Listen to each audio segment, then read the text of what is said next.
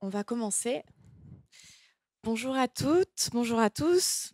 Bienvenue à l'Institut français de Grèce. On est particulièrement heureux aujourd'hui d'accueillir une rencontre rare avec une grande personnalité du théâtre pour la France, mais bien au-delà aussi, Ariane Mouchkine.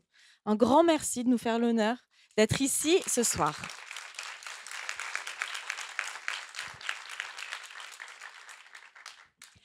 Je voudrais simplement remercier avant qu'on commence le Festival d'Athènes Épidore avec qui nous organisons cette rencontre, sa directrice artistique Katerina Evangelatou. Merci pour la confiance, la complicité depuis des années qui nous permettent d'organiser ces beaux moments. Merci également à Myrto Le Verdou d'être ici pour animer cette rencontre. Ariane Mouchkine, depuis 60 ans, avec le Théâtre du Soleil, a inventé une utopie de théâtre qui mélange la vie et le travail, la créativité, dans un lieu très particulier à Paris. On va en parler bien sûr en détail et on va parler du spectacle que j'espère beaucoup d'entre vous ont vu. Ici sont les dragons.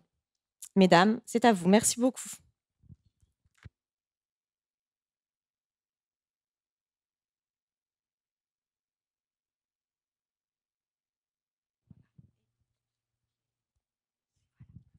Si jamais vous vouliez vous recentrer, ce serait bien, mais vous faites comme vous voulez. Mais c'est plutôt parce que comme il y a plein de place. Alors, bonjour à tous et à toutes. Bonjour Ariane, un grand merci. En fait, on s'est déjà vu. Ah oui, on s'est déjà vu, oui, bien sûr.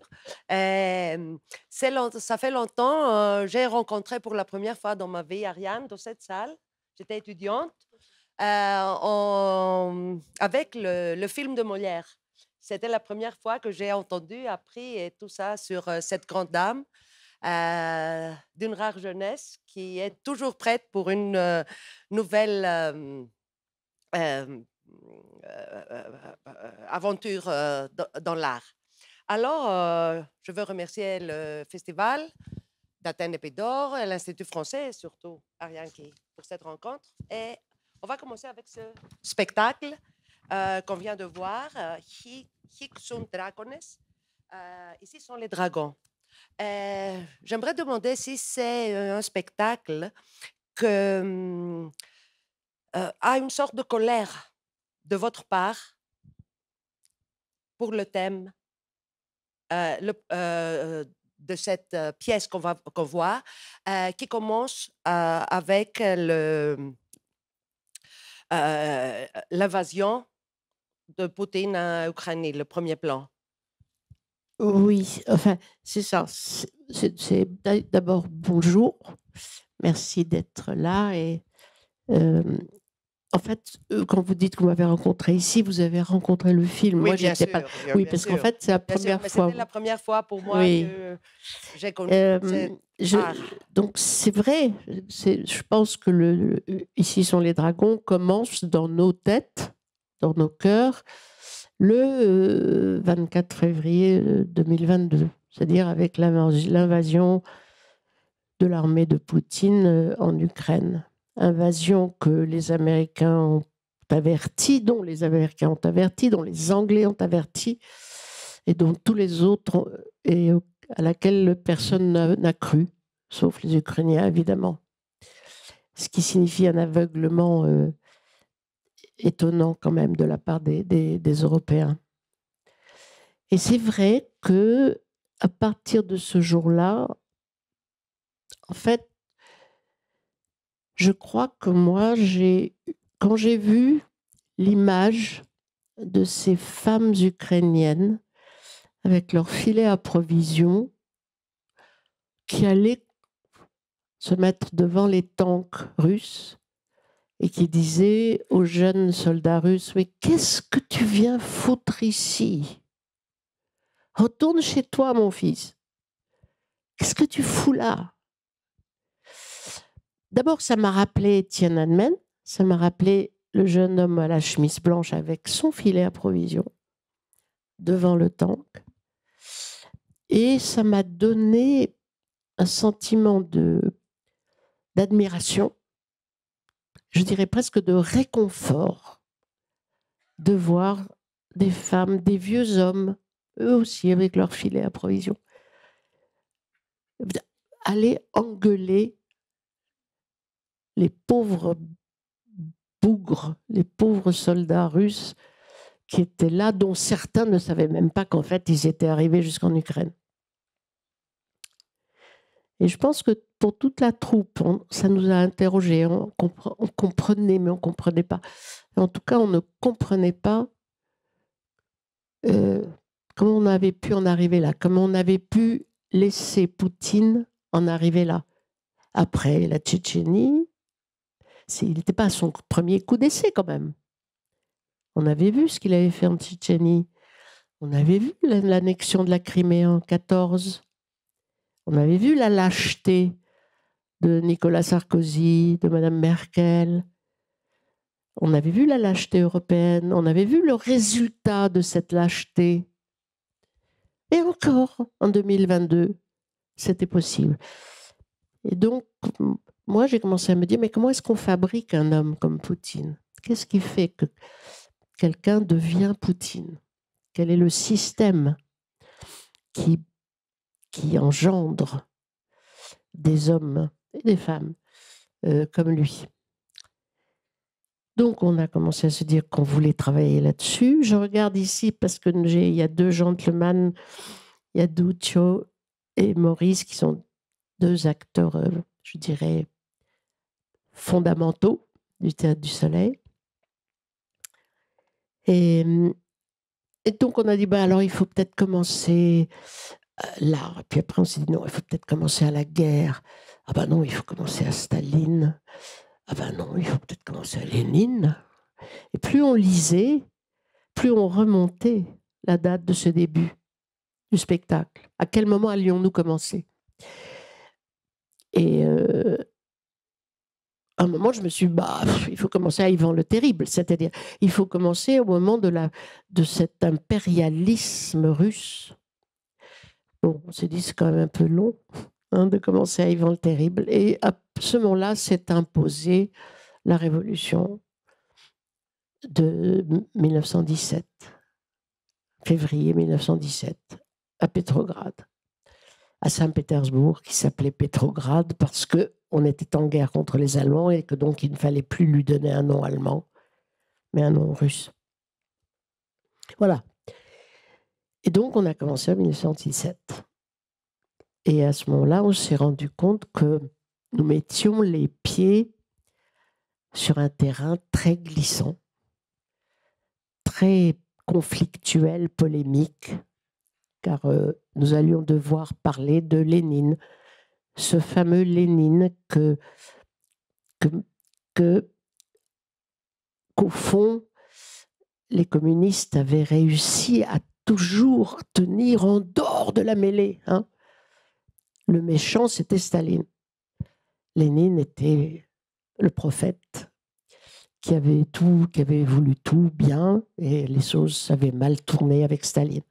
Et nous, dans nos lectures, dans nos rencontres, dans nos relectures encore et encore, on découvrait pour certains, ou on confirmait pour d'autres, non, que celui qui, après tout, avait créé la Tchéka, celui qui avait fait le coup d'État en octobre, celui qui avait dissous la Constituante, c'était Lénine et sa bande. Une poignée d'hommes. Une poignée d'hommes qui avaient mis le monde sur cette route-là, au lieu de faire ce qui d'ailleurs était très difficile à faire, c'est-à-dire de conforter tout ce qu'il y avait de magnifique dans cette révolution, qui n'était pas totalement magnifique, comme toutes les révolutions, mais il y avait, comme dit un des personnages, un tel appétit de démocratie, de liberté, de progrès, au lieu de cultiver cet appétit de progrès, de liberté. Et il y avait une impatience totalitaire qui faisait que, voilà, au bout de 6 mois, ça suffisait et il fallait prendre le pouvoir et installer ce qu'on a appelé plus tard le totalitarisme. Voilà, donc nous apprenions, enfin, et parfois nous étions ébahis, sidérés de ce qu'on découvrait, qui étaient là, qui étaient dans les livres, qui étaient dans leurs textes à chacun des protagonistes. Il n'y a pas une phrase dans le spectacle, pour celles et ceux qui ont vu le spectacle, il faut savoir que les grands protagonistes ne disent pas un mot qu'ils n'ont pas dit vraiment ou écrit vraiment. Il n'y a pas un mot de fiction. Au fond, il y a très peu de fiction dans ce spectacle. Il y a, si je me souviens bien, il doit y avoir 2 scènes fictives. Et même la scène fictive qui concerne le président du Soviet, M. Tcheidze, un Géorgien, qui raconte à Cornelia, qui essaie de lui expliquer un peu la situation, même si elle est fictive, cette scène, en fait, ce que dit Tcheidze, c'est documentaire. Et puis, il y a une scène avec Makhno, qui, elle, est effectivement fictive, même si ce qui se dit est exact. Voilà, donc ça a été une sidération, je dirais un éblouissement sombre pour beaucoup d'entre nous que le travail sur ce spectacle. Combien le totalitarisme, le radicalisme impatient, combien il est inscrit dans nos comportements. Hein. J'étais très longue, pardon. Oh, ça c'est très bien. Alors, et vous avez vécu à peu près 2 semaines, 12 jours, je crois, en 2023, avec des artistes ukrainiens Nous avons été en Ukraine. Duccio et Maurici étaient aussi. Et Duccio, avec un camarade, Thomas, pour le film. a fait un film là-dessus. On est parti effectivement donner un stage de 2 semaines avec une dizaine de comédiens des Soleils pour 100, ils étaient combien? 140 disons 150 jeunes comédiens et élèves d'écoles d'art dramatique ukrainiens, oui. Et on a fait ça pourquoi? On a fait ça parce qu'un jour, j'ai dit à la compagnie, je n'en peux plus de regarder la télévision avec les bras ballants. Je n'en peux plus de dire il faut faire quelque chose et qu'est-ce qu'on peut faire? On se sent, vous savez bien comment on se sent. On se sent totalement impuissant, on se sent...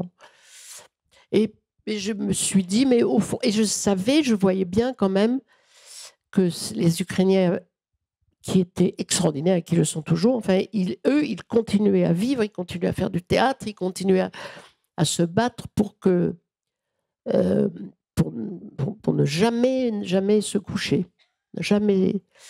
Et donc, on s'est dit, c'est ça qu'on peut donner. On peut donner ce que nous appelons une école nomade, c'est-à-dire, une école nomade du soleil, c'est un moment où on va et on dit aux gens qui ont envie de le savoir, voilà, pendant 15 jours, 3 semaines, parfois 1 mois, on va travailler avec vous comme nous travaillons nous. Vous en pensez ce que vous en pensez, soit ça vous paraît pas intéressant, ou trop loin, soit ça vous intéresse et c'est un outil de travail pour vous. Donc on a fait ça là-bas.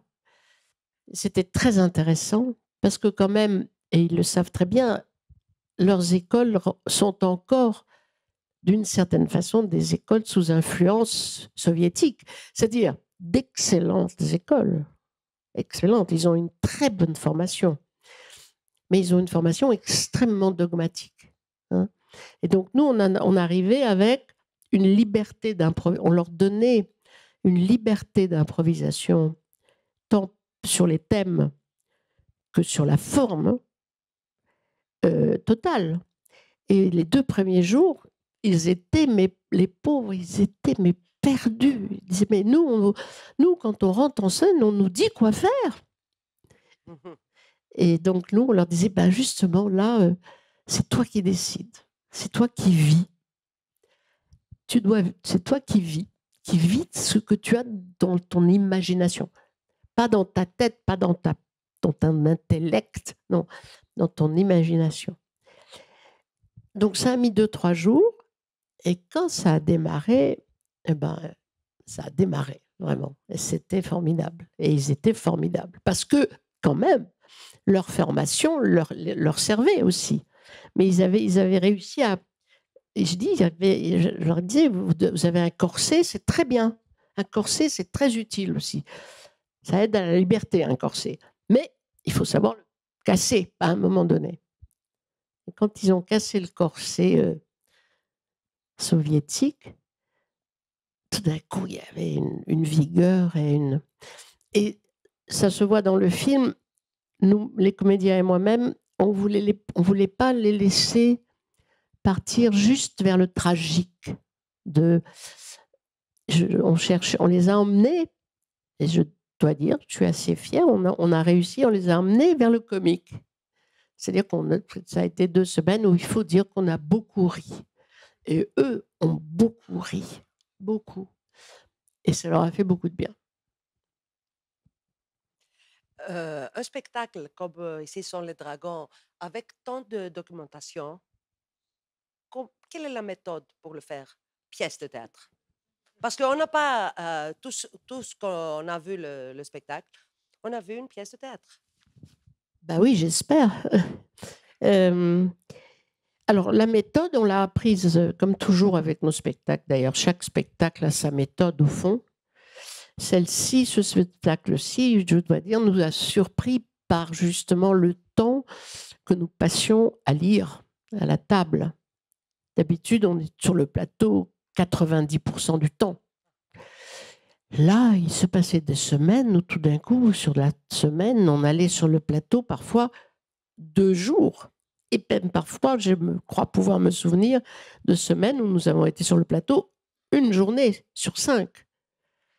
Les 4 autres jours se passant à ce qu'on appelle des concoctages, c'est-à-dire des conciliabules, et à des lectures, à des traductions, à des recherches. Bon, tel personnage, mais d'où il sort celui-là? Qu'est-ce qu'il vient faire là? Enfin, pourquoi est-ce qu'il dit ça? D'où vient-il? Qu'est-ce qui se passe? Nous ne sommes pas tous universitaires au Théâtre du Soleil. Il y avait des gens qui sont universitaires, qui ont fait l'université, qui avaient l'habitude de prendre des notes, qui avaient l'habitude d'autres, pas du tout. Donc, il fallait trouver les moyens pédagogiques, auto-pédagogiques, pour avaler toutes ces lectures, les laisser se reposer pour que, comme vous dites, tout d'un coup, la situation théâtrale que nous pouvions... Il y a un moment, Cordelia, il y a un étudiant, non, avec Tcheidze. Tcheidze lui dit « Le Soviet, avec 2800 députés ». Et Cordelia répond « 2800, mais ça c'est impossible au théâtre. Hein » Et on était comme ça toujours. 2800 députés, c'est impossible au théâtre. Sauf que si, c'est possible. Il faut juste trouver le moyen de l'évoquer. Il faut que le public fasse lui-même sa multitude. C'est comme la Révolution d'ailleurs. Hein. Les rues de Pétrograd, c'était des millions de gens dans les rues. C'est impossible au théâtre. Sauf si des acteurs dignes de ce nom le jouent. Voilà, jouent. Celui ou celle ou le petit groupe qui voit cette multitude et qui, voyant, recevant, vous font voir et font de vous, ce que je dis toujours, c'est font du public 600. Combien il y a de places chez nous là? 600. Voilà. Tous les soirs, ici, il y a 600 personnes. Eh bien, il faut que ces 600 personnes deviennent des metteurs en scène, en fond. Parce que c'est eux qui finissent le spectacle. Il y a... Moi, bon, c'est pas malheureusement possible, mais je donnerais mon bras droit pour pouvoir filmer ce que vous voyez vraiment. Parce que je sais bien que ce que vous voyez ne doit pas être uniquement ce qui est en scène. Ce que vous voyez, c'est beaucoup plus que ce qui est en scène. En scène, il y a des grilles, un décor qui roule avec des grilles et de très beaux lampadaires qu'on allume grâce à des batteries qu'il faut charger tous les soirs. Mais Et il y a quelques acteurs là.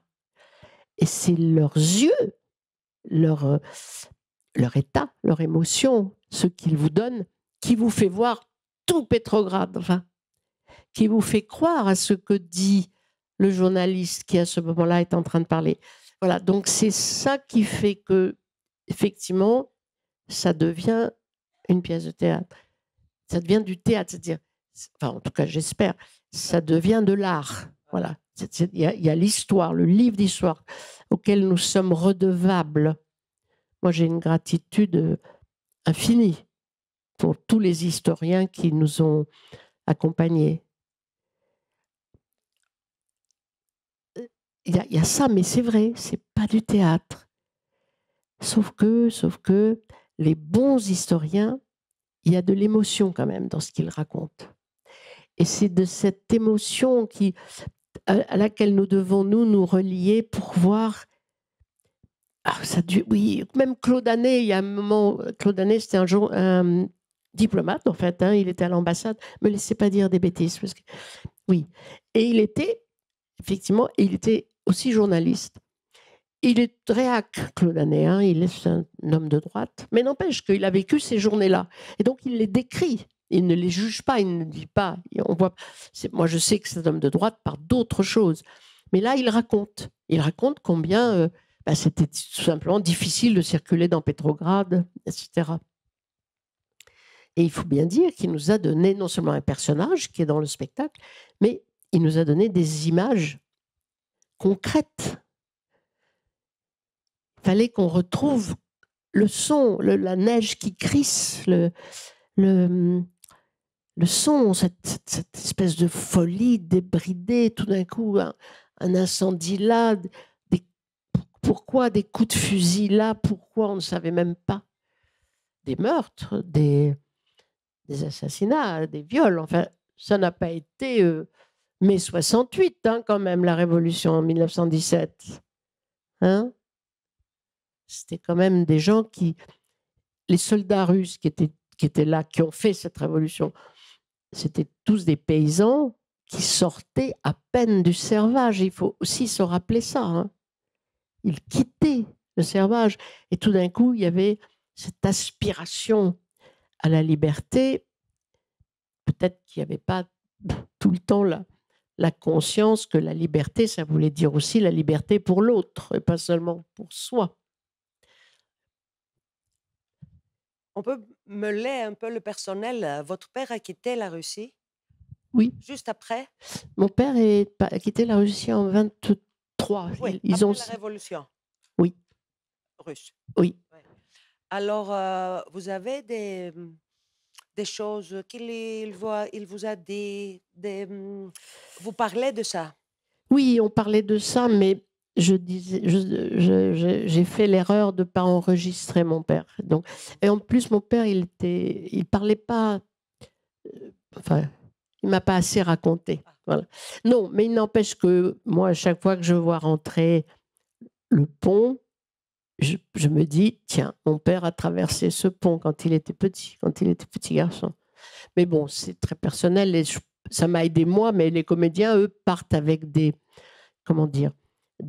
visions familiales où ils ont à piocher chacun dans leur trésor personnel et le trésor que nous acquérons par ces livres. Ok. Je me demande, que peut faire le théâtre pour la guerre? Contre la guerre, vous voulez Contre dire. la guerre, pardon. Oui, bien sûr. Non, contre la guerre, bien sûr. Oui. Ben, peut-être parfois. Voilà, ben non, mais quand je vous reprends, je ne suis pas bien. C'est injuste que je vous reprenne comme ça parce que on peut être systématiquement contre la guerre, c'est facile. Hein. On peut bêler. La guerre, la guerre, la guerre. Mais il faut savoir qu'il y a des moments où la guerre, elle est inévitable. Voilà. Donc, les Ukrainiens, ils ne crient pas la guerre, ils la font. Ils la font parce qu'ils ont été attaqués.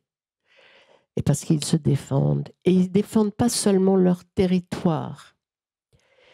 Parce que, au fond, la Russie, elle a trop de territoire. Elle crève de son territoire. Elle est écrasée par son territoire. Donc, c'est pas qu'il veut, ce Poutine, c'est pas qu'il veut encore plus de territoire. Il veut, bon, il veut reconstruire l'empire, d'accord. Mais ce qu'il veut surtout, c'est un empire idéologique. C'est ça qui se joue. Hein. Ce qui se joue en Ukraine, c'est la démocratie, bien plus que le territoire.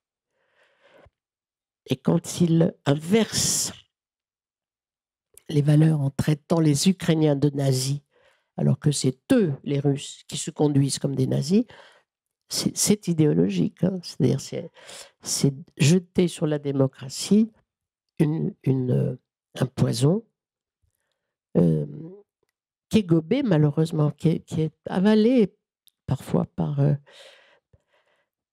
des gens qui peut-être ne connaissent pas l'histoire. Donc, qu'est-ce que le théâtre? Peut-être ça, justement, démêler, peut-être essayer, on va être plus modeste, on va dire, essayer de démêler à quel point, à quel moment crier « Vive la paix, à bas la guerre », c'est crier « Vive la reddition, à bas la démocratie, couchons-nous ». Et c'est très compliqué, parce que c'est très difficile. Nous sommes tous pacifistes. Je suis sûre que dans cette salle, nous voulons tous la paix. En tout cas, je peux vous dire qu'au Théâtre du Soleil, nous voulons la paix. Mais on sait que ça ne suffit pas d'invoquer la paix. Il faut que la paix soit armée pour résister à la guerre. Vous croyez que les Russes ont une conception du monde, que le monde leur appartient durant les siècles, peut-on dire? Et ça arrive à Poutine aujourd'hui? Non, je ne dirais pas les Russes, parce que je crains que les Russes, en ce moment, n'aient pas de conception du monde, mais je pense qu'il y a une partie, oui, dont l'impérialisme, c'est dit dans le spectacle, est inguérissable, parce qu'effectivement, il est inscrit dans leur histoire, et je dis bien une partie de Russes, parce que les Russes, qui ont donc conquis plein d'autres peuples autour d'eux, et qui en ont fait l'URSS, ont une conception hégémonique, raciste, de leur suprématie. Mais ce n'est pas les Russes. Okay. D'ailleurs, ce qui vient de se passer, le coup formidable que l'Ukraine a fait d'envoyer des camions qui ont pu lancer des drones 1 an et demi après, prouve qu'il y a des complicités russes. Donc ça veut dire, moi c'est ce qui m'a, je crois, le plus réjoui dans ce succès ukrainien, c'est qu'il est évident qu'il fallait des complicités russes pour le réussir. Donc ça veut dire qu'il y a des Russes qui résistent, il y a des Russes qui aident les Ukrainiens et qui, au péril de leur vie, vraiment, de leur liberté, de leur vie, et voilà, donc moi je ne vais pas dire tous les pauvres Russes, je ne vais pas dire tous les Russes. C'est vrai que, bon, les Russes n'ont pas accès à l'information, n'ont pas accès à aucun débat, à aucune complexité, à aucune contradiction. Ici, sur le dragon, où sont aujourd'hui les dragons? C'est les riches? C'est les gens de la politique? C'est les Poutine, je ne sais pas, les Trump ou peut-être... Je ne veux pas vous suivre. Ou peut-être c'est aussi moi, pour mon voisin. Non, ça, je pense que là, je ne vais pas vous suivre sur ce chemin. Okay. Je pense qu'il y a des riches qui sont qui sont parmi les dragons. Non, je demande de toute façon. Oui, non. Je pense qu'on a, ce que je disais tout à l'heure, on a un petit dragon en nous, bien sûr. Mais enfin là, ici, Ixunt Dracones, c'est, comme vous le savez, ce qui était écrit sur les anciennes cartes, c'était des territoires non explorés. Et on se disait, oulala, là on ne sait pas ce qu'il y a, donc Ixunt Dracones. Donc, voilà, je pense que il y a, oui, en ce moment, une coalition des dragons dans le monde. Et aussi le dragon en nous. Oui, mais ça, c'est un long débat, hein. Bien sûr qu'on a des dragons en nous, bien sûr. Et peut-être c'est le plus difficile, hein? Je ne sais pas. Ah. Je ne vais pas me lancer là-dessus, ça devient trop psychanalyste. Mais bien sûr qu'il faut être conscient de son propre impérialisme et de son propre radicalisme, combien on est capable de, tout d'un coup, lancer comme ça des slogans sans comprendre à quel moment ce slogan est plus complexe, enfin, n'exprime pas, au contraire, pardon, n'exprime pas la complexité terrible de la situation. Votre conscience d'histoire, c'est quelque chose qui est avec votre naissance venue, parce que la plupart de votre œuvre est autour de l'histoire et l'histoire qui fait des histoires, si on peut. Non, mais oui, vous avez raison, mais je pense que, bon, oui, j'aime l'histoire, et je pense que le théâtre est toujours historique, toujours historique. Enfin, et quand il ne l'est pas, on peut s'interroger. Je pense que l'histoire, le théâtre parle toujours de l'histoire des êtres humains. Enfin, alors, ça peut être une histoire intestine, hein, les Atrides, Agamemnon, c'est totalement historique et de point de vue, hein. C'est une histoire intestine, c'est une guerre civile interne et c'est une guerre, entre guillemets, internationale. Mais ce théâtre parle toujours de guerre, au fond. C'est une phrase du spectacle. À un moment, il y a une Baba Yaga qui dit « Souviens-toi, tout commence toujours par une guerre ».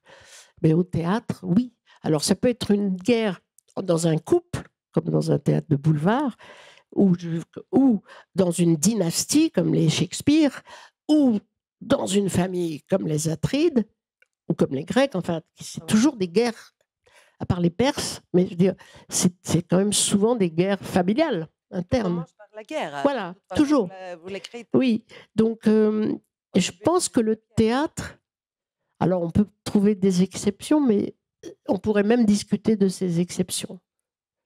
Il y a des moments où c'est des guerres intérieures à soi-même, comme Tchekhov, mais je pense que le théâtre parle toujours d'histoire et de guerre, enfin de guerre et d'histoire.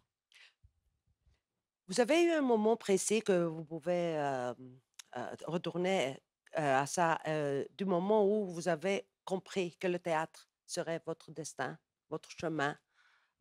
Oui, j'ai eu un moment très précis que je raconte toujours, mais je ne vais pas le raconter là, Ah, si. ok. Non, mais si vous voulez. Enfin bon, c'était à Oxford, je faisais du théâtre amateur. J'avais 19 ans. Et un soir, après une répétition, je suis montée dans le bus, là-haut, le bus anglais.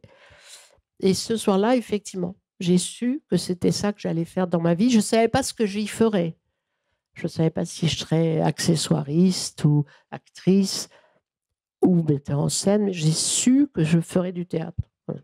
Et aussi avec une troupe, c'est-à-dire dès le début, c'était Oui, un théâtre avec les autres.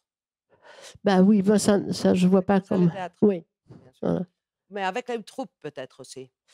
Ça, c'est venu, quand j'ai su que j'allais faire du théâtre, probablement que c'est parce que c'était déjà dans ma tête, ça voulait dire le capitaine Fracasse. Ouais, ouais. Ça voulait dire une troupe, oui. Ça voulait dire un chariot, une roulotte, un navire, et qu'on ferait avec des amis, et voilà. Ça voulait dire ça. Ça n'était pas formalisé. C'était passionnel. Moi, je m'en souviens comme d'un coup de foudre, mais c'était pas encore formalisé. L'espace a été quelque chose de préalable pour le théâtre, c'est-à-dire avoir un espace. Non, Et après, non, parce qu'on a, non, on a fondé le Théâtre du Soleil sans avoir de maison du tout, et on l'a fondé en 64, et on a eu ce miracle qui nous est tombé du ciel, et grâce à un ami, Christian du Pavillon, qui nous a dit, tu sais, je crois que l'armée quitte la cartoucherie, allez voir un peu. Et j'ai foncé et effectivement, l'armée partait et nous, on est entrés. Et ça, c'était en 70, en août 70. Donc, on est resté 6 ans sans maison. Et je pense que si nous n'avions pas trouvé la cartoucherie, notre destin aurait été tout à fait différent. Ah bah ouais, hein. Ouais. Alors, l'espace joue un rôle. Oui, l'espace a joué un rôle, à tout point de vue. L'espace scénique, théâtral, mais l'espace de vie, ce que ça nous autorisait, la liberté. Bon, c'est vrai je vous dis, on ne remerciera jamais assez et les dieux du théâtre et les gens qui nous ont permis d'avoir ce lieu. C'est énorme, énorme. Et l'idée de cette collective, d'une vie commune, comment a commencé tout ça dans votre tête, avec les autres? Comment c'est passé? Ça a commencé comme ça. C'est pas une idée. J'ai commencé par fonder une association d'étudiants parce qu'à Oxford, je m'étais rendu compte combien le théâtre étudiant était bon, fort, et combien il était un lieu où s'exprimaient des vocations, où s'éteignaient des vocations aussi. Hein. Donc, et en France, c'était pas bien. Il y avait une seule chose, il y avait le théâtre antique de la Sorbonne qui ne jouait que des Grecs, avec que des garçons. Donc, j'ai été les voir, ils m'ont dit oui, la couture, c'est par là. Donc, j'ai dit, ben non. Je ne sais pas que Je ne veux pas faire de couture. Et donc, j'ai traversé le couloir et j'ai demandé une salle. C'était une époque bénie où il suffisait de demander au gardien de la Sorbonne, vous n'avez pas une salle pour qu'on s'y réunisse? Et il y avait un tableau avec des clés, des vraies clés en métal, sur des crochets. Et le gardien de la Sorbonne m'a dit, si, voilà, c'est la salle d'un tel. J'ai monté les escaliers comme ça, tout là-haut, sous les toits de la Sorbonne. Il y avait effectivement, comme ça, des grands corridors avec des salles de classe sur les côtés. Et donc, j'ai eu une grande salle de classe. Et j'ai mis une affiche, Association théâtrale des étudiants de Paris. Et j'ai dit, on est à cette salle. Et là sont montés Philippe Léotard, Jean-Claude Pinchena, etc. Des gens qui ont été les fondateurs du Théâtre du Soleil plus tard.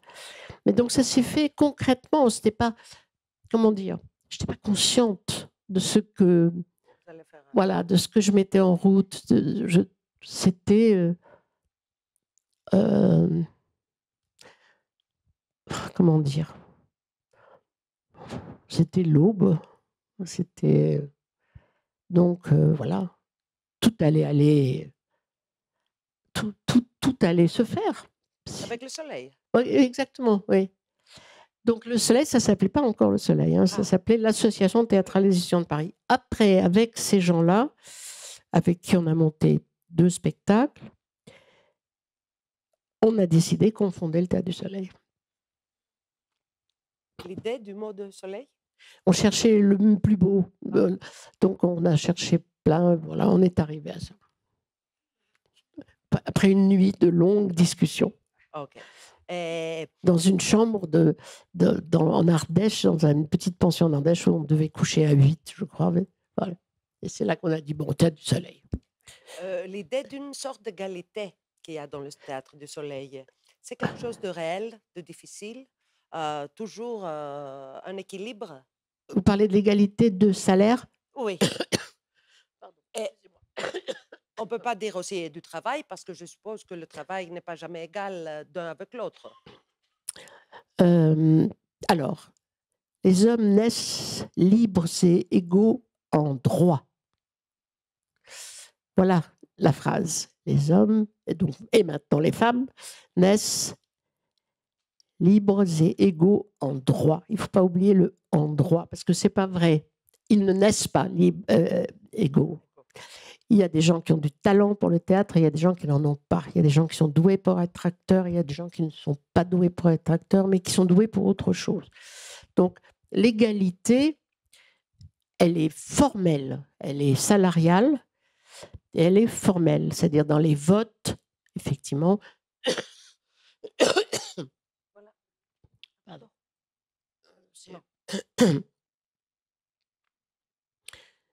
Mais personnellement, il y a forcément des hiérarchies qui se créent. Pardon, excusez-moi.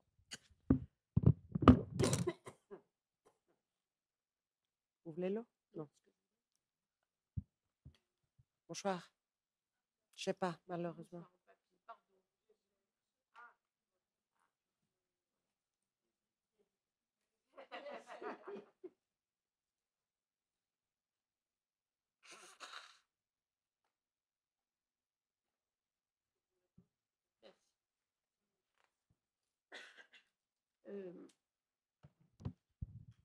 Forcément, au cours du travail, certaines s'avèrent plus talentueux, plus moteurs, plus généreux.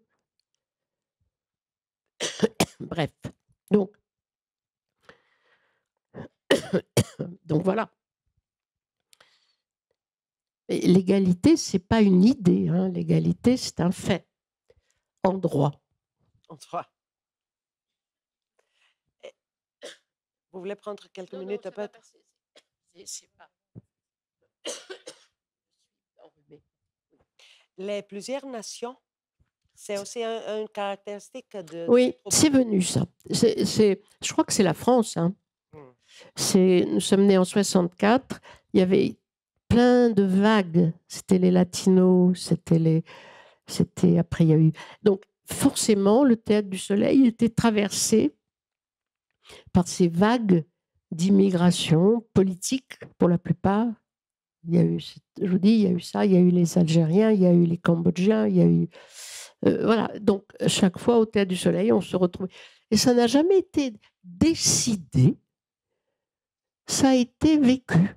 Voilà. Moi, j'ai jamais dit, nous allons devenir une troupe où il y a 28 nationalités. J'ai jamais dit ça, mais c'est ce que nous étions très, très vite. Au fond, dès la cuisine. Voilà. C'est-à-dire dès notre 3e spectacle. Petit bourgeois, Capitaine Fracasse, la cuisine. 5e? 3e spectacle. Voilà. Donc, dès là, il y avait plein de nationalités qui se sont retrouvées. Et après, ça a continué. Et ça continue toujours. Avec quand même une langue commune qui est le français. Quand on est tous ensemble, on parle français. Je dirais, quand on est au travail, on parle français.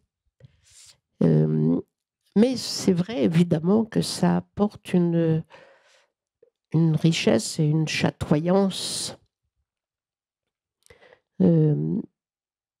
merveilleuse.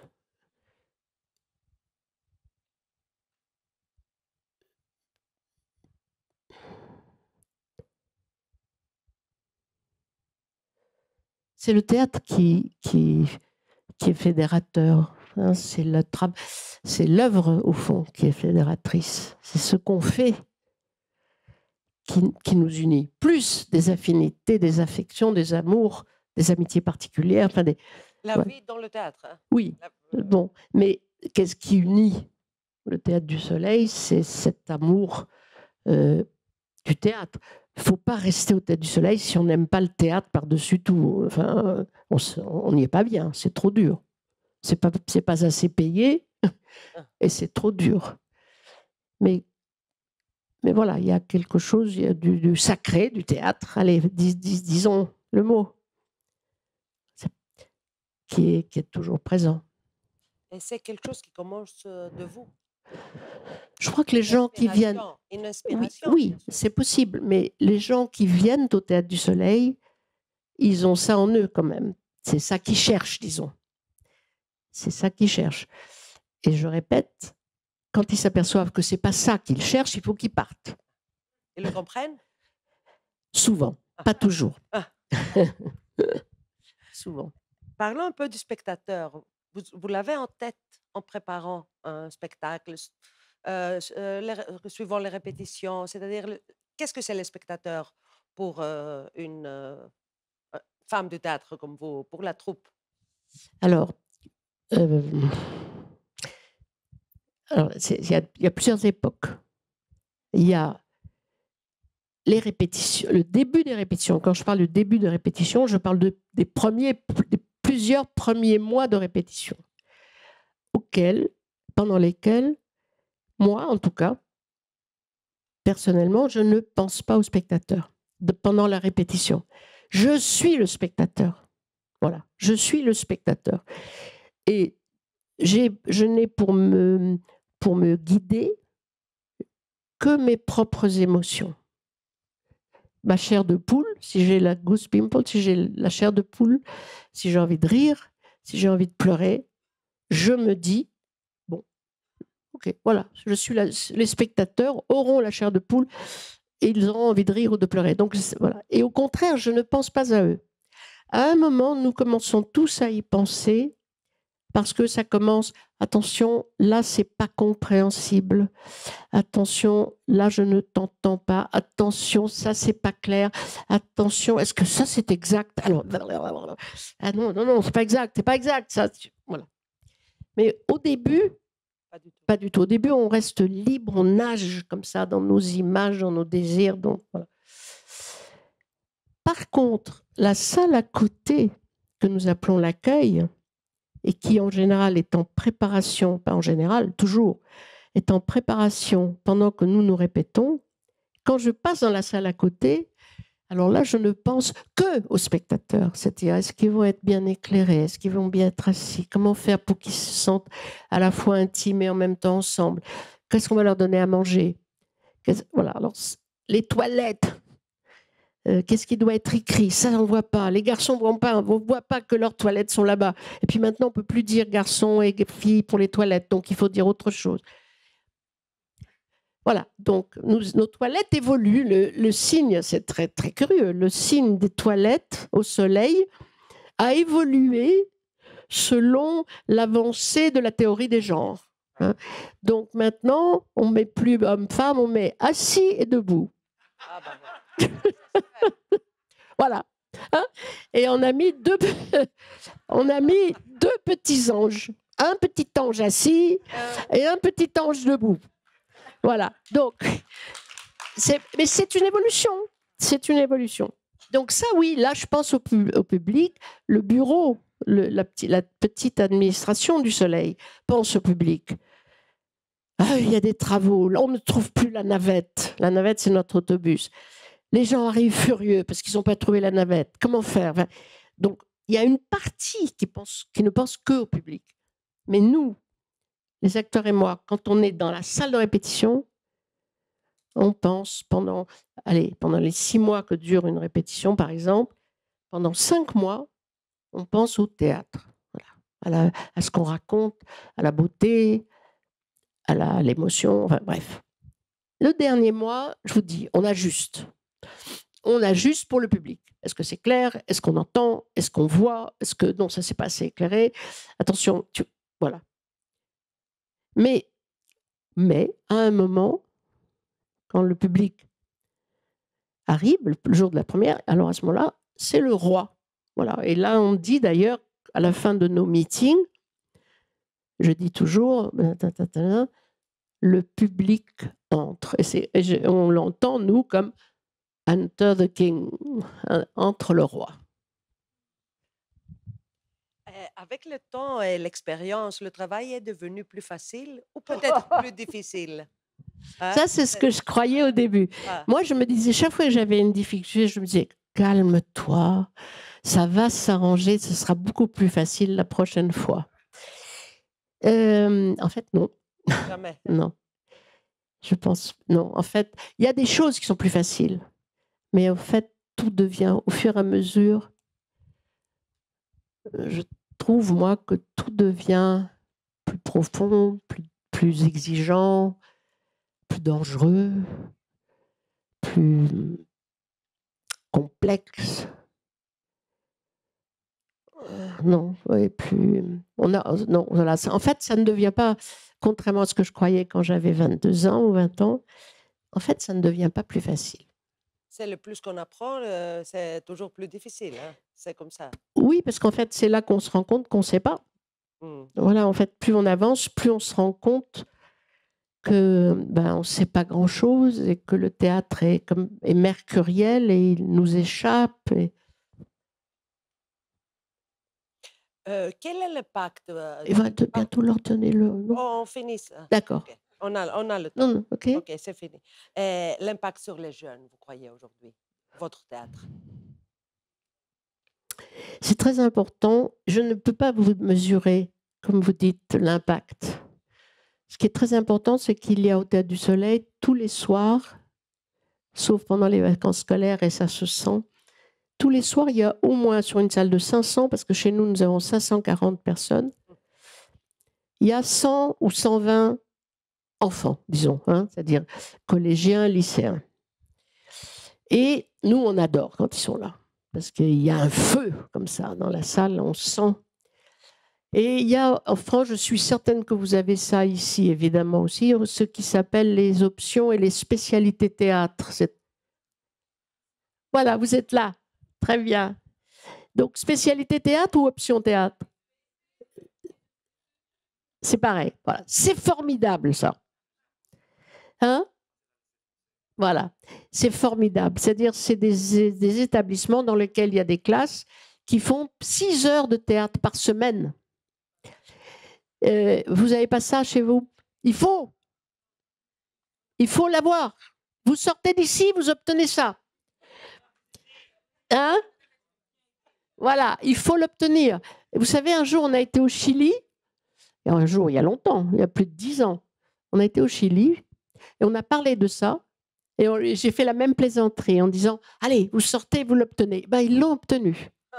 Donc, si le Chili l'a obtenu, la Grèce doit pouvoir l'obtenir quand même. Hein? Voilà, donc, il y a ça. Et eux, ils sont, je remarque quand même, ils sont extraordinaires. C'est-à-dire qu'il y a eux aussi, il y a un tel feu pour le théâtre. Ils aiment tellement ça. Et ils sont eux aussi à l'aube. Et donc ils entrent, je dis toujours c'est drôle parce qu'ils entrent, ils sont comme tout le monde. Mais quand ils sortent, il y a un lien, une émotion, une ferveur et une finesse dans leurs observations qui est formidable. Alors, est-ce que ça veut dire que c'est de l'impact? En tout cas, ce que je sais, c'est que c'est une affinité et que c'est un lien. Alors, on va donner... il est midi. OK, on donne la parole. Oui, bien sûr. Si vous voulez. Oui, monsieur.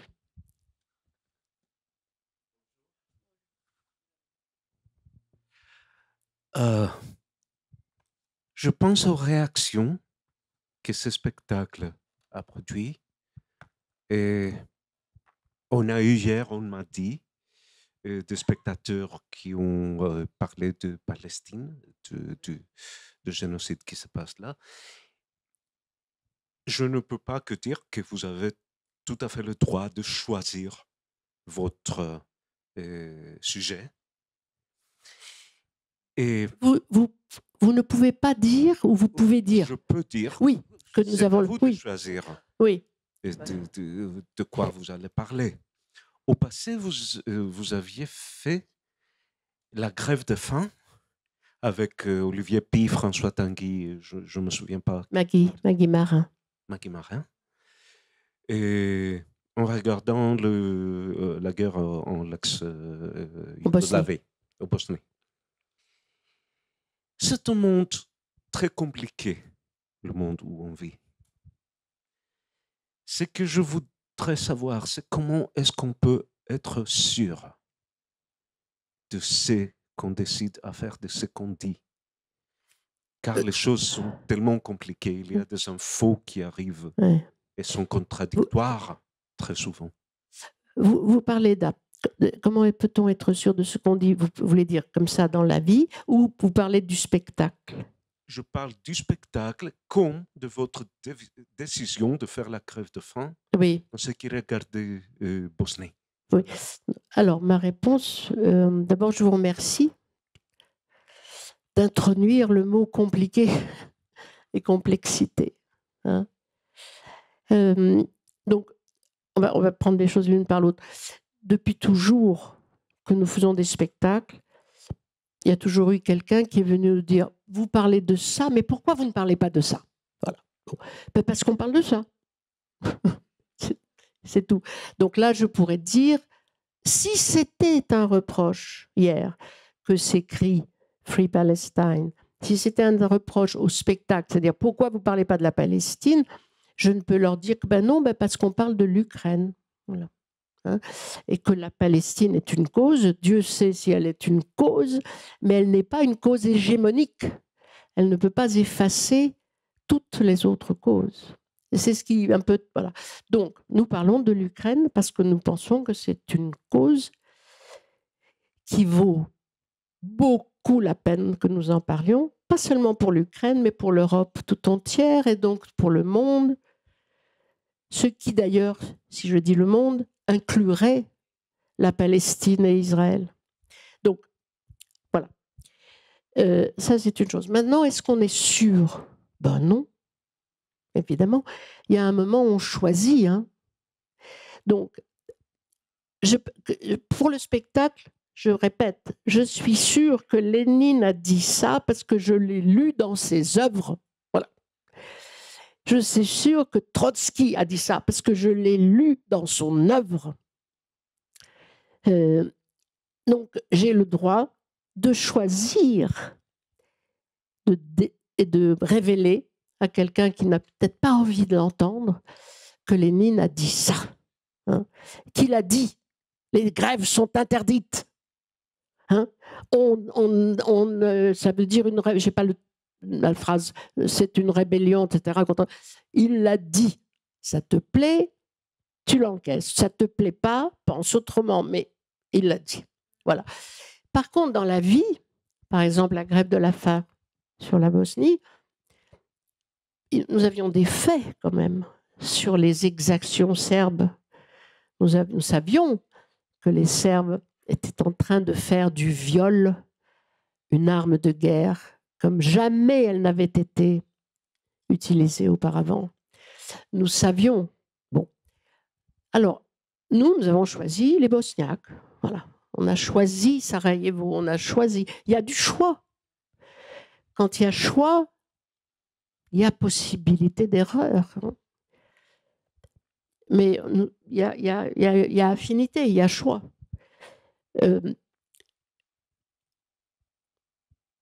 Il y a des moments, c'est encore plus complexe. Il y a des moments, c'est encore plus complexe parce que pour comprendre la situation, il faut admettre qu'il faut retourner un petit peu plus haut dans l'histoire. Donc oui, je ne pense pas que les artistes... Je pense pas que les artistes travaillent sur la certitude. Hein. Je pense que les artistes travaillent sur la vérité, c'est-à-dire s'approcher le plus possible de ce qui, à ce moment-là, a été la vérité. Parce que maintenant, il y a aussi une autre tendance qui est de juger l'histoire avec nos mots d'aujourd'hui. Hein. Donc, on voudrait brûler des livres d'il y a 100 ans parce qu'il y a un mot qui aujourd'hui sonne mal. Mais non, il faut juste dire ce mot-là était utilisé à cette époque, il est devenu raciste, on ne le... Mais vous voyez ce que je veux dire? Donc oui, bien sûr, je pense comme vous, je pense que nous sommes tout le temps en train de risquer de nous tromper. Le problème, c'est essayons de ne pas persévérer dans cette erreur. Et essayons d'ouvrir les yeux à un moment, ouvrons les yeux quand même à un moment. Est-ce que j'ai répondu ou... Merci. Oui.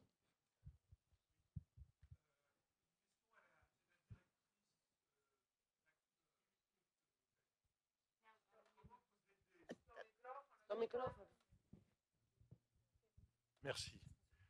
Oui, merci. Une question à la directrice d'acteur que vous êtes. Comment aidez-vous un comédien à trouver le personnage? Je me suis laissé dire que vous utilisiez un concept que je trouve vraiment super, qui est le concept d'état. Vous dites au comédien, pour qu'il trouve le personnage, Dans quel état es-tu quand tu entres sur scène? Est-ce que vous pourriez développer un tant soit peu votre technique de directrice d'acteur? Merci, madame. Alors d'abord, je vais vous rassurer tout de suite, moi, j'ai pas de concept. Et quand on travaille avec un acteur ou une actrice, effectivement, mon rôle, c'est de l'aider. Mais je l'aide parfois, j'espère, mais pas toujours. Hein. Il y a des moments où on se... voilà. Donc, oui, l'émotion, le sentiment, comme disait Jouvet, on dit état maintenant, c'est très important qu'un acteur ou une actrice sache quand même, pas seulement quand il entre en scène, mais à chaque moment du développement de la scène, parce qu'il y a une versatilité dans les états. C'est très important qu'il arrive à sentir ces états. Bref, c'est cette petite chimie intérieure, et très mystérieuse à chaque acteur d'ailleurs. Mais...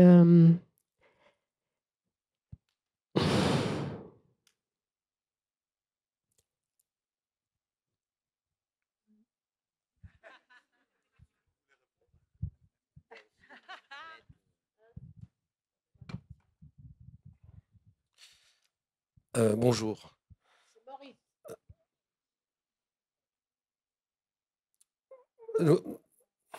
Bon, il y a Ariane, bien sûr, mais nous travaillons ensemble. Donc, il y a souvent plusieurs étapes, plusieurs moments. Et c'est vrai que quand un acteur a des difficultés, on a une pratique, et disons, ça m'est arrivé dans ce spectacle-là, où on ne sait pas pourquoi, je n'arrive pas à avancer dans ce personnage. Donc, c'est un autre acteur qui fait le chemin. Et pour la scène que je joue, que j'interprète dans le spectacle, Ariane a demandé à Duccio de travailler la scène, et Duccio a trouvé la piste. Donc j'ai suivi la piste de mon collègue. Parce que c'était clair, c'était évident que c'était par là qu'il fallait aller. Donc le travail ne s'arrête pas parce qu'un acteur ou une actrice, à un moment, mystérieusement, on ne sait pas pourquoi, a des difficultés. Donc c'est un des privilèges que nous avons au Théâtre du Soleil, c'est de travailler ensemble et de se faire confiance. Mais c'est exactement ça, c'est-à-dire s'il y a un concept dans l'histoire, c'est ça, c'est-à-dire, c'est ce que vient de dire Maurice, c'est-à-dire que whatever works, il faut trouver ce qui marche. Voilà.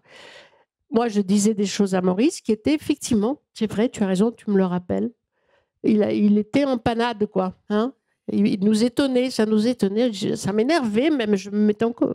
Il m'énervait, il ne trouvait pas. Et c'est vrai que Duccio est venu, bon, et Duccio a trouvé, voilà, il a montré une piste. Parfois, c'est aussi parce que il y a, comment dire, je dis des mots pour les aider, et je ne me rends pas compte que ces mots ne passent pas, qu'en fait, ils ne les entendent pas. Et quelquefois, un autre acteur, actrice, parce que ça aurait pu être une femme hein, qui vient t'aider, elle est calmement assise, elle n'est pas dans ses affres, où est un acteur quand il est en difficulté. Et donc, ce mot simple que j'ai pu dire, la personne assise tranquille l'entend. Et donc, quand elle va aider Maurice, au fond, elle met en application des choses qui se sont dites avant, ou seulement sa propre inspiration. Donc, si on peut parler de concept, même si c'est un mot que je refuse un petit peu parce que il y a quand même beaucoup d'inconscient dans notre travail. Oui, c'est-à-dire beaucoup de choses qui s'enchaînent parce que quelqu'un a dit ça, quelqu'un a fait ça, donc ça donne ça. Mais s'il y en a un, c'est effectivement le fait qu'un personnage peut être trouvé par plusieurs acteurs. Ça, c'est vrai. Alors, c'est toujours collectif. Tout est toujours... En fait, hein, qu'on le veuille ou non, tout est toujours collectif. Non, pour revenir sur le mot d'état, s'il n'y a pas de la vie, c'est ça qui qui fait que on est là dans une situation à laquelle on doit y croire, on y croit, mu par une émotion, une urgence, et voilà. Et parfois ça va, et parfois non, ça va pas. Oui, mais ce que Duccio ne dit pas, si je me souviens bien, parce qu'il y a tellement de choses que je peux ne pas... C'est qu'au fond, en quoi est-ce que Duccio a aidé Maurice à ce moment-là? Parce que Maurice, je crois qu'il comprenait les états. Il ne trouvait pas la forme. Il ne trouvait pas le dessin avec son masque.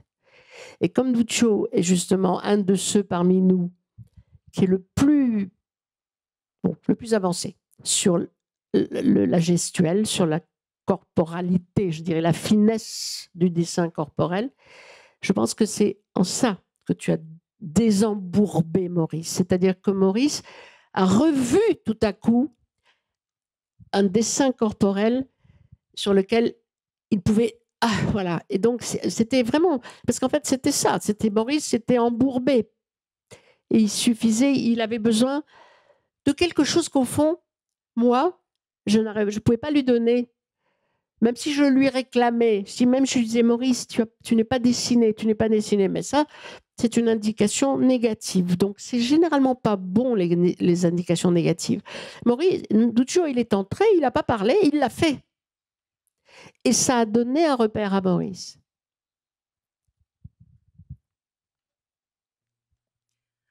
Bonjour madame, merci sincèrement d'être avec nous aujourd'hui. Je voudrais vous poser la question suivante.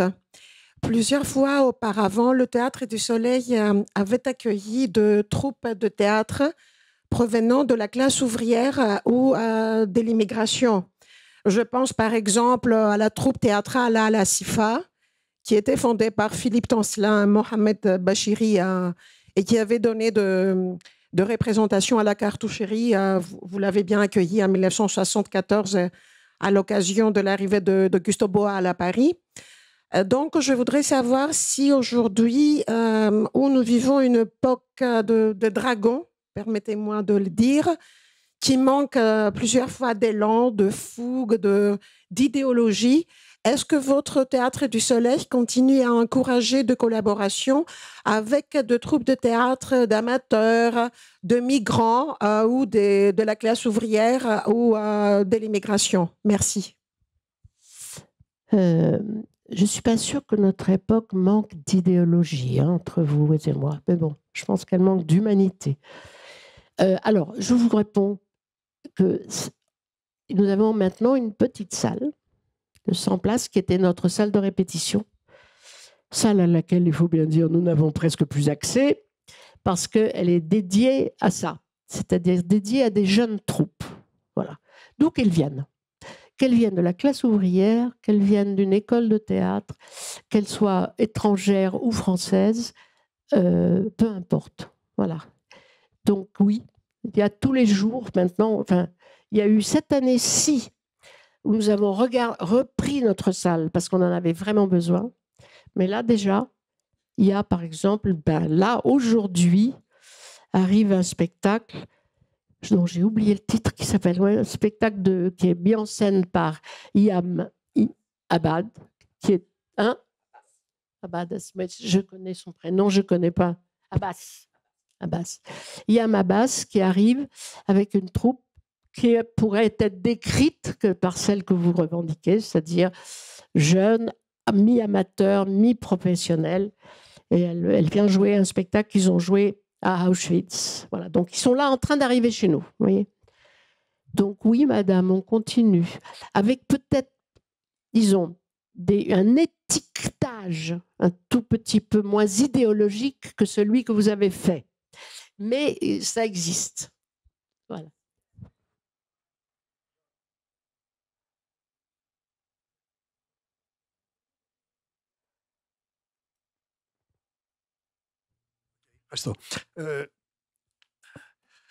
Un grand merci, madame. Un grand merci pour tout ce que vous nous avez offert au théâtre.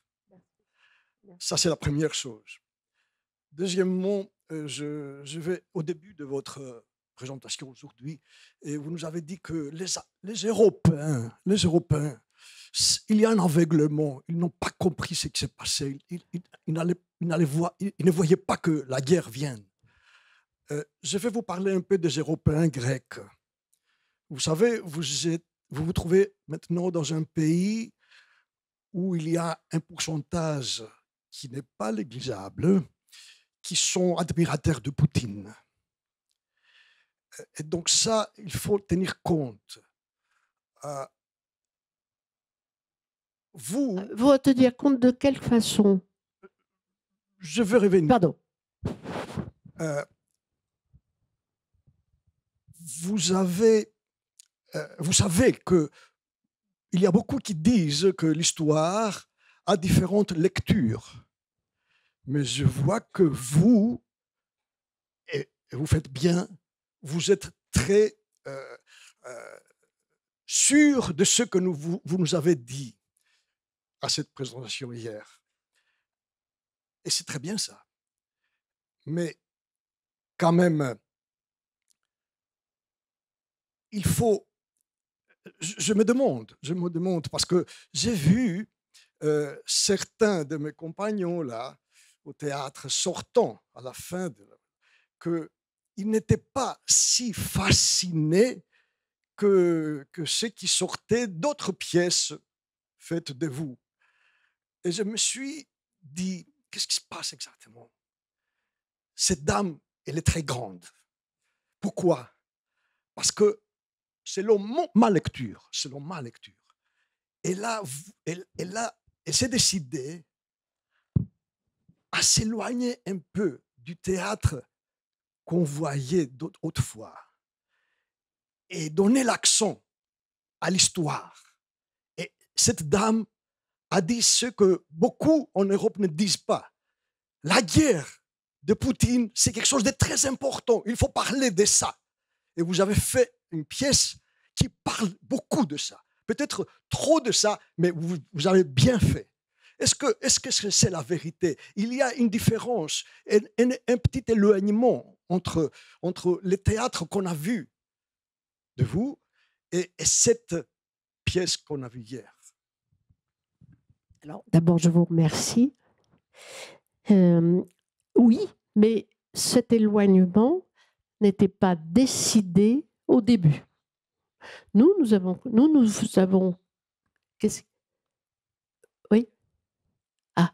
Nous avons commencé notre spectacle comme nous aurions commencé n'importe quel autre, c'est-à-dire avec une page blanche et une masse de livres comme ça. Là était la différence. D'habitude, nous commençons avec une masse de livres comme ça. Là, c'était comme Mickey dans Fantasia. Chaque fois qu'on ouvrait un livre, il y en avait 3 qui étaient apportés en plus. Donc, première chose. Deuxième chose, je pense que peu à peu, mais vite, nous nous sommes rendus compte qu'effectivement, Shakespeare, c'était l'histoire. Voilà. Nous n'avions pas Shakespeare, nous n'avions pas le théâtre No, nous n'avions pas le récit des migrants comme Caravansérail. Nous avions la déesse histoire, qui était impitoyable. Et très vite, et d'ailleurs je l'ai dit aux comédiens avant de venir en Grèce, je leur ai dit ce qui s'est passé hier. Je leur ai dit, nous arriverons dans un pays où le communisme et où la guerre civile et où la dictature ont laissé des traces et ça va bouger. Voilà. Ils ne vont pas tous être ravis de voir ce que nous disons sur Lénine. Ils ne veulent pas entendre ça. Voilà. Donc, moi, je ne viens pas, nous ne venons pas ici pour vous fasciner. Je dirais même, on ne vient pas ici pour vous plaire, parce que nous ne sommes pas des flatteurs. Nous venons ici avec ce que nous croyons. Nous croyons, nous en sommes sûrs dans notre... Vous voyez ce que je veux dire? Mais c'est quand même la déduction que nous avons fait de nos lectures. C'est notre interprétation. Interprétation Je répète, ça, on y a tenu, on y a pris garde parce qu'on savait qu'il pouvait y avoir. On y a pris garde. Je répète, les protagonistes ne disent que ce qu'ils ont dit. Voilà. Alors évidemment, on nous dit oui, mais il a dit ça parce que il y avait ça. Ben oui, mon pote, mais il l'a dit quand même. Hein? Et si vous voulez, quand même, la Tchéka, la terreur, voilà, c'est quand même un spectacle sur la terreur. Hein. C'est quand même un petit bonhomme, Lénine, le petit chauve, qui comprend que son arme va être la terreur. Ça, c'est désagréable à entendre quand toute votre vie d'homme de gauche ou de femme de gauche ou communiste, on vous a dit non, mais Lénine, c'est une chose. Staline, tu peux y aller. Ben non. Voilà, Lénine a planté tout. Voilà. C'est désagréable à entendre. Donc, je me doutais bien que dans un pays comme la Grèce, qui a eu ensuite tant d'épreuves, venues d'un autre bord, du bord opposé, c'est difficile à avaler. Mais c'est comme ça, hein, le théâtre, ça n'est pas là tout le temps pour vous plaire. Mais que ça vous touche, que les personnes qui sont pour Poutine, ce que moi j'ai du mal à entendre, je dois dire, hein, ce que moi j'ai du mal à comprendre. Mais bon, il y a aussi des pro-russes en France, hein. Il y a des pro-russes en France, il y a des hommes politiques qui sont à la télévision et qui nous disent bah, la Russie ne va pas déménager, hein, il va falloir faire avec. Ben non, ça dépend quelle Russie. Et en plus, maintenant, comme je suis je prends un petit peu d'avance sur les comédiens, je suis en train de travailler sur la seconde partie. Et quand je vois les complicités pacifistes qui ont accompagné la montée de Hitler, je suis effarée de la similitude. En Angleterre, en France, aux États-Unis, ces soi-disant pacifistes qui en fait étaient des pro-hitlériens, qui d'ailleurs étaient pro-hitlériens pour certains, pour lutter contre les communistes, contre l'Union soviétique. Donc, comme vous dites, c'est très compliqué, comme disait monsieur. Mais moi, je comprends. Enfin, le fait qu'ils aient crié hier, ces gens-là, bon, ils prenaient la Palestine, mais en fait, ça voulait dire quand même que, voilà, ils n'étaient pas contents. Mais c'est leur droit. Hein. Moi, au salut, c'est leur droit. Mais c'est aussi presque le devoir, non, d'un spectacle, parfois, d'affirmer quelque chose que beaucoup de gens n'osent pas affirmer et que certains refusent avec obstination de voir. Non, voilà, nous l'affirmons par un geste artistique qui, comme vous dites, séduit plutôt que fascine, séduit moins. Mais c'est pas un choix, voilà. C'est que c'est moins séducteur d'enlever comme ça. C'est comme que quand on arrache un sparadrap, ça fait mal, hein. C'est un peu que quand on arrache un sparadrap d'un œil, ça enlève des cils. On dit en français des cils d'ailleurs. Mais ce n'était pas ce que je voudrais dire. Là, je vous explique, parce que vous me posez une question qui est très intéressante. Mais jamais, avec les comédiens dans le feu du travail, jamais nous n'avons eu la prétention ni de déciler, ni de dévoiler. Nous, on se décilait nous-mêmes. On se formait nous-mêmes. Moi, je ne savais pas. Je savais, contrairement à certains, je savais que Lénine était responsable quand même du totalitarisme. Mais je ne savais pas que c'était lui qui avait mis en place la Tchéka dès 17, mais c'est décembre ou novembre J'ai oublié. Bon, voilà. C'est-à-dire, dans les premiers mois, il revient en mars, en avril. Il revient en avril, il lance ses thèses d'avril, et 6 mois plus tard, il crée la Tchéka. La Tchéka, d'où sort directement Poutine. Tchéka, c'est le KGB, voilà, quand on voit ces 3 hommes en train de créer la Tchéka, c'est déjà leur gendre, c'est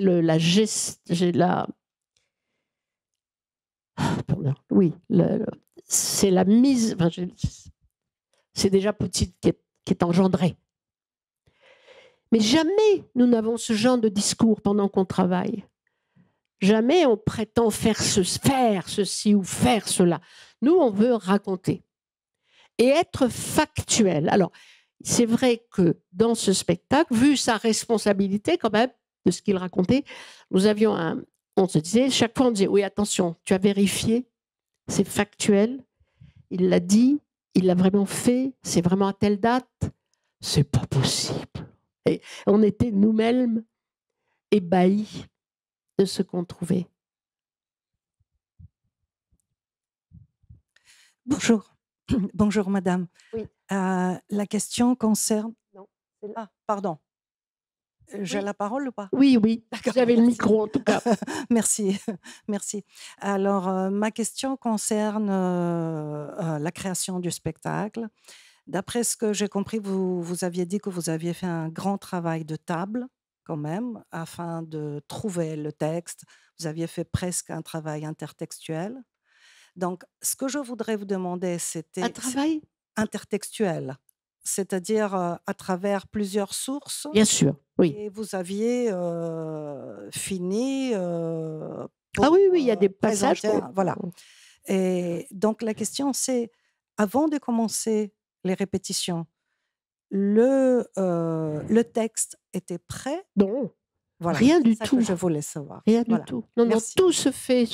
Donc, c'était et même moi, quand je dis je prends un petit peu d'avance sur les comédiens, je prends un petit peu d'avance de lecture. Je n'écris pas.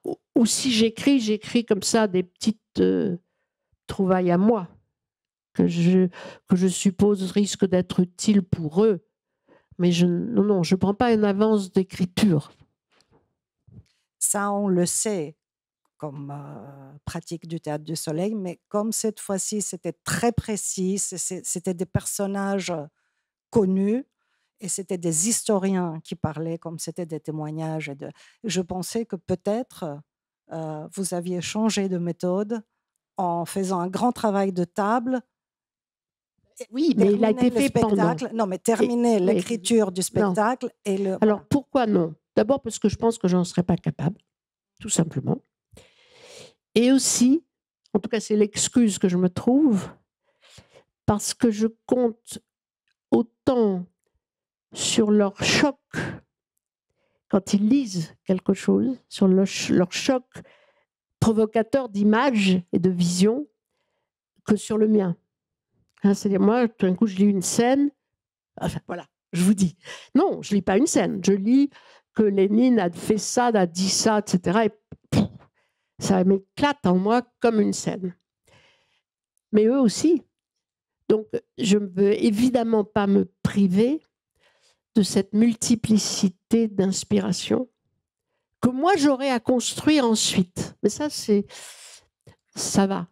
Et je me débrouille avec ça. Mais j'ai besoin, au contraire, de leurs couleurs différentes, de leurs émotions différentes, de ce à quoi certains sont plus sensibles.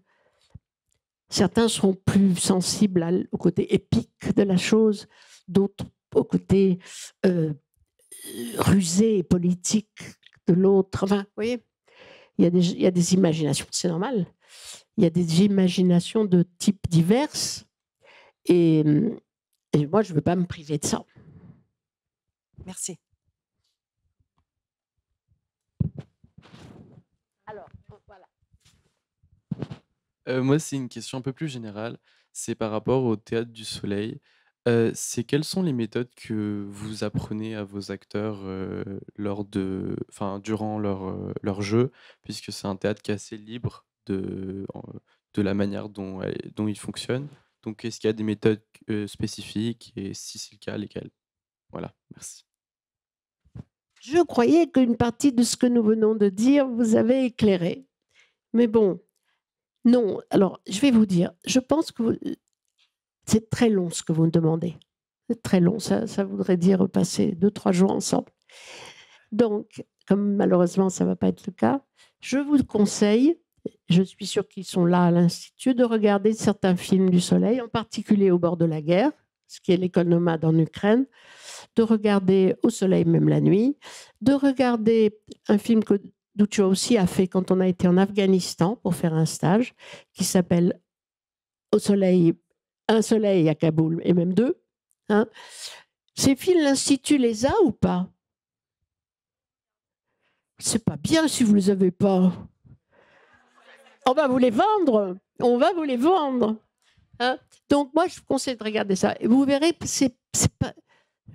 Moi, je dis toujours, on n'a pas de méthode. Après, quand je regarde ces films, je me dis, oh bah, quand même, on a un peu une méthode. Mais j'arrive pas à la formuler. Je pense que ça vous serait très utile de regarder ces films. Donc, l'Institut va faire une projection spéciale pour vous. Hein, voilà. Bonjour. Oui, qui me parle? Ici, de l'autre côté. Il y a plein de mains. Ah, de l'autre côté, pardon, ici. Ah. Je voulais vous demander,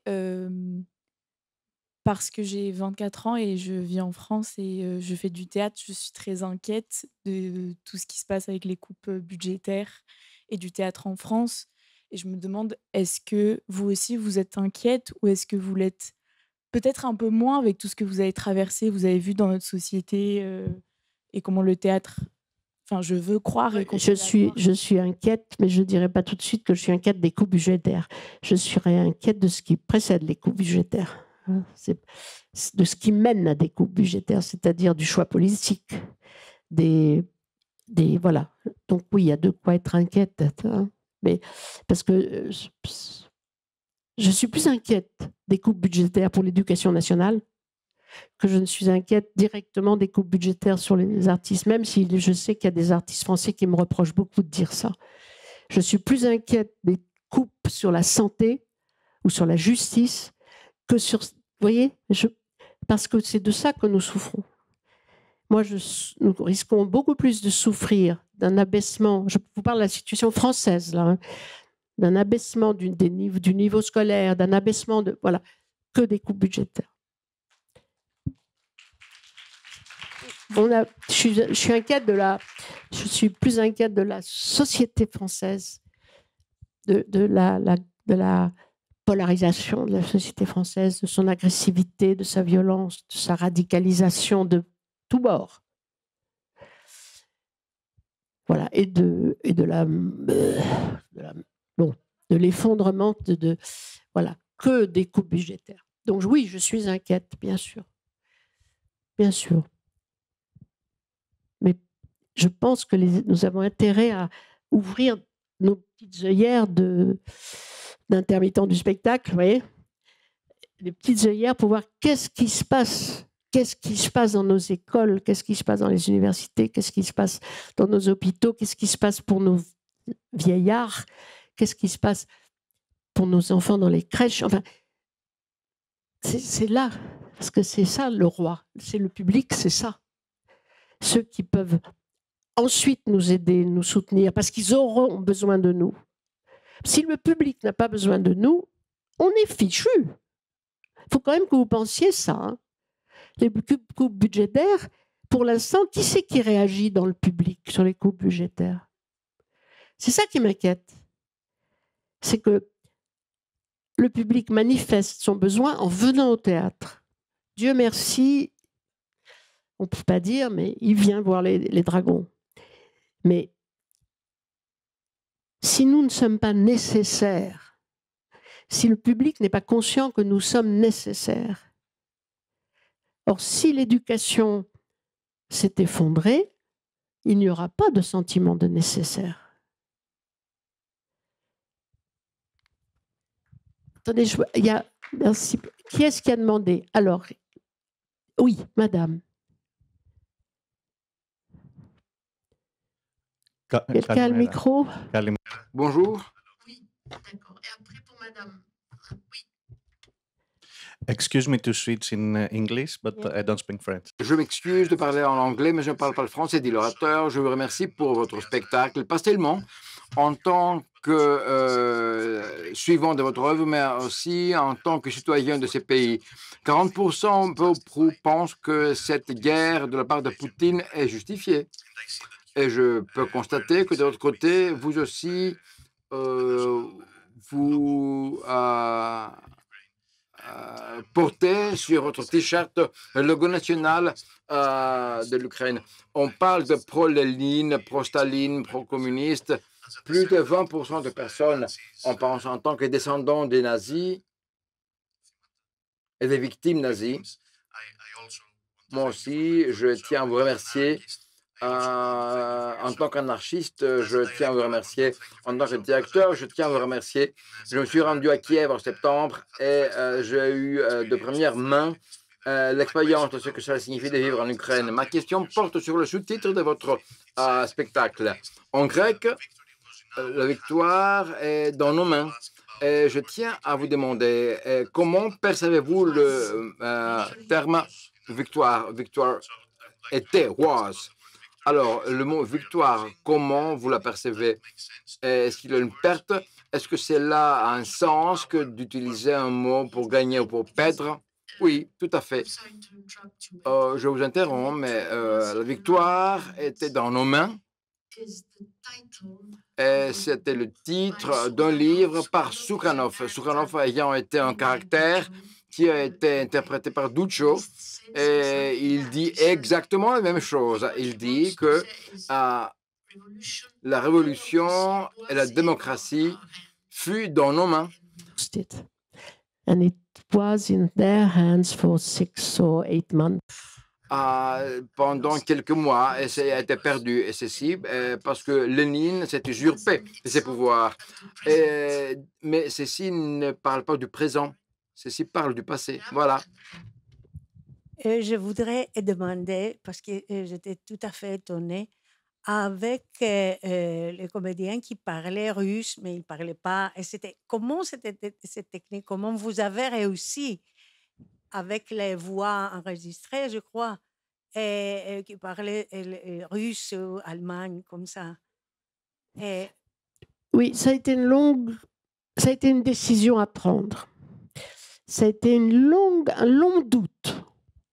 Évidemment, au début, les comédiens faisaient comme ils le font d'habitude, d'ailleurs, au Théâtre du Soleil. Ils parlaient avec soit du grommelot, comme on dit, soit un russe, avec un très mauvais accent, un allemand, avec un bon accent en ce qui concerne Duccio, mais un très mauvais en ce qui concerne la plupart des autres, anglais, etc. Et il y avait les masques, et moi, je sentais que... non, voilà. Il pouvait arriver à un russe excellent s'il y avait eu 3 phrases, mais quand Lénine arrive, si ce n'était pas vraiment la voix de Lénine, ça n'irait pas. Donc, peu à peu, on a commencé à travailler avec des acteurs ukrainiens, russes, allemands, qui étaient dans la salle avec des micros et qui travaillaient avec les acteurs. Et tout d'un coup, il y avait quelqu'un qui disait « Oui, mais ça va faire beaucoup de sous-titres, ça va faire beaucoup trop de sous-titres, je suis inquiète. » Je disais « Ben oui, Chacha, moi aussi, je suis inquiète. » Mais dès qu'on reprenait en français, on a essayé de le faire entièrement en français. On avait l'impression de voir un film doublé. C'était horrible. C'était horrible. Donc, peu à peu, la nécessité est venue. Et c'est vrai que pendant quelques semaines, on a été effrayés par ce que ça voulait dire comme travail. Et ce travail, il s'est fait. Et au fond, il s'est fait, je dirais, presque plus vite que ce qu'ils auraient cru. Parce que les acteurs russes, ukrainiens, allemands, etc., étaient d'abord formidables. Parce qu'il y a eu un plaisir du jeu entre eux. Parce que moi, je pense que c'est aussi parce que les marionnettes sont venues à notre secours. Vraiment, comme dans Kleist. Vraiment. Les marionnettes nous ont dit, bah oui, bah alors, et nous? C'est comme ça qu'on fait, nous. Hein? Et les comédiens ont senti ça, ça a accentué de manière très nette et très belle, je trouve, le langage corporel. Et il y a eu une épousaille, comme ça, entre les voix étrangères, et à tel point que maintenant, même que très vite, le français a été doublé, a été fait par les acteurs, français pour un personnage, mais quand les Russes parlent en français, c'était les acteurs russes qui parlaient français pour qu'on ait bien le bon accent. Donc, ça a été un travail énorme, je ne vous cache pas, pour les comédiens, mais qui valait la chandelle et qui, en plus, ça agit formellement sur le spectacle. Et une deuxième petite question. Et ce film que vous avez fait à Ukraine, en Ukraine, oui. Vous allez montrer? On l'a montré, mais est-ce qu'on l'a montré ici? Non. Non. L'Institut français. Voilà. On va laisser une liste de ce que vous pouvez faire parce que voilà. Hein? Voilà. Et les films en général, mais celui-ci en particulier. Ah, Nopli. Voilà. Nopli, il l'a vu. Nopli l'a vu, mais Athènes ne l'a pas vu. Bien, oui. Oui. Θα την κάνω στα ελληνικά. Moi, je vais poser la question en grec. Je peux aussi répéter en anglais. Εγώ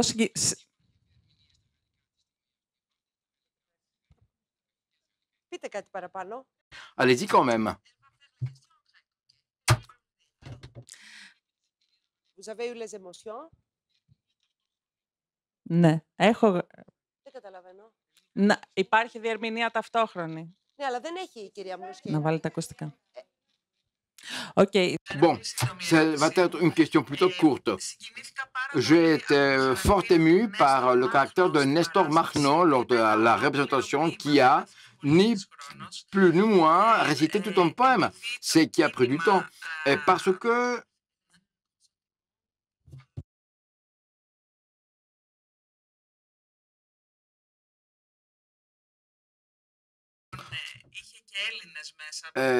que je sache, le mouvement des Makhnovites comptait aussi des Grecs de la Crimée. Je pense que cette lecture de l'histoire de la Révolution d'octobre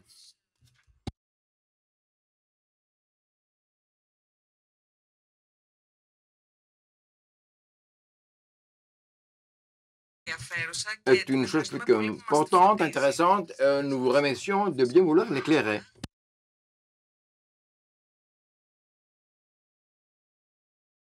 Un grand merci pour avoir voulu éclairer cet aspect de l'histoire. On a compris cette part de l'histoire par le spectacle. Et voici ma question. Comment ça se fait qu'elle donne aussi une telle importance à ces caractères? Et si vous pensez, madame, que ceci importe tellement que d'avoir ce caractère présent pour la lecture. Oui, oui. Mais parce que, en fait, ça, c'est la seule scène. Je répète, tout à l'heure, je disais, il y a deux scènes fictives dans le spectacle. C'est la scène avec Tcheidze et cette scène, la scène dont vous parlez, c'est-à-dire la scène avec Makhno. Alors, ça, c'est une scène que j'ai écrite parce que je savais qu'effectivement, les Ukrainiens viendraient me dire « Oh, mais quand même, vous ne parlez pas beaucoup de l'Ukraine dans ce spectacle qui pourtant est pour l'Ukraine. » Et donc, je voulais exprimer ça, que ben oui, bien sûr, c'est vrai, mais qu'on allait en parler plus dans la deuxième et la troisième époque.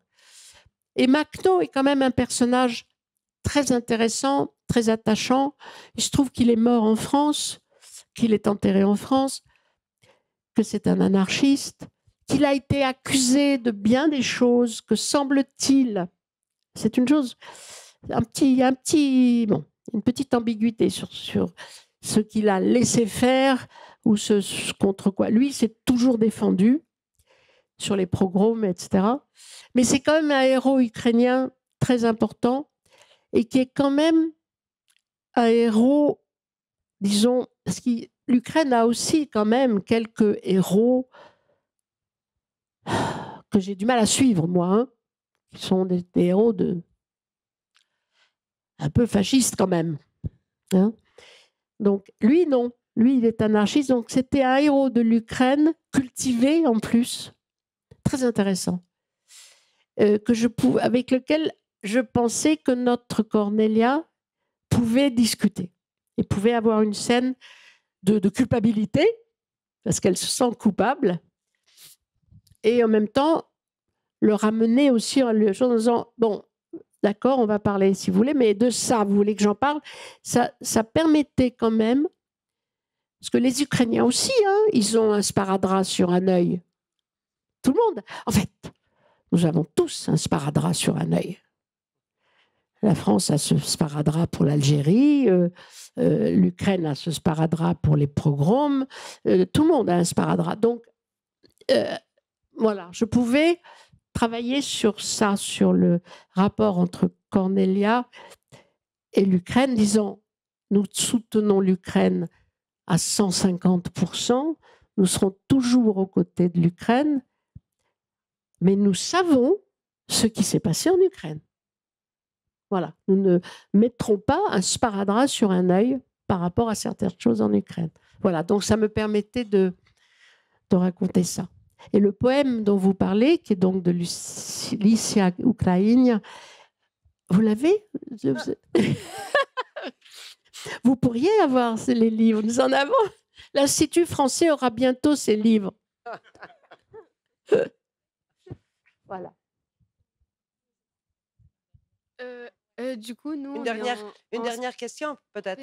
C'est 1 heure. 1 heure. Du coup, nous, on est en spécialité et option en première. Et en fait, l'année prochaine, on va jouer 1789. Et en fait, on avait des questions par rapport à l'improvisation et des conseils par rapport pour jouer à cette pièce. Oui. Et si vous avez des conseils à nous donner par rapport à l'improvisation. Alors, d'abord pour 89, c'est cette année que vous le montez? L'année prochaine. L'année prochaine. D'abord vous dire, voilà, mais d'abord vous dire combien on est fiers, nous. Quand on a appris qu'on était au programme, franchement, moi, je passais plus par les portes. Vraiment, ça m'a vraiment gonflé d'orgueil, d'abord. Par contre, ce que je crois, c'est que vous devez vous l'approprier, ce 89. 89, ça date d'un demi-siècle. Plus, oui, de 55 ans. Hein. Donc, c'est daté, notre 89. Il est daté d'une certaine façon. Donc, c'est tout à fait. C'est pour ça que je trouve ça très intelligent de la part de l'Éducation nationale de l'avoir mis au programme. C'est parce que ça vous donne un matériau que vous devez, voilà, apporter, mais à mettre dans votre génération, quoi. Hein. Et pour ça, il faut vous sentir libre et en même temps, comme je le disais, ne pas être inexact. Voilà, c'est-à-dire historiquement. 89, à part la fin, je ne ferai plus de la même façon.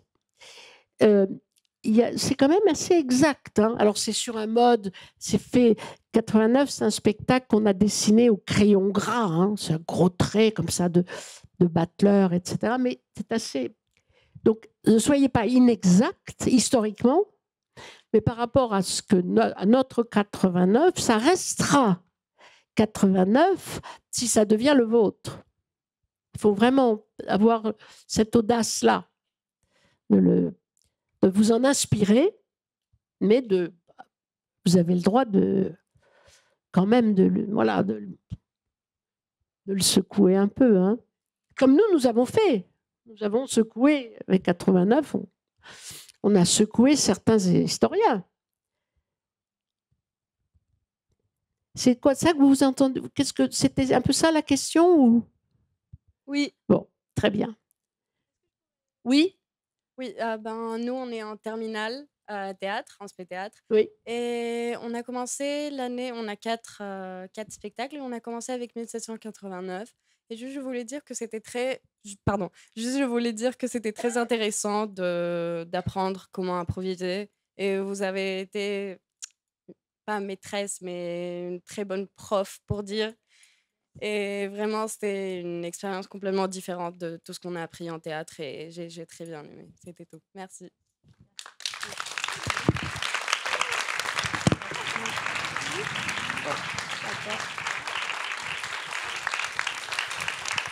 Merci beaucoup. Merci. Merci, monsieur. Merci beaucoup.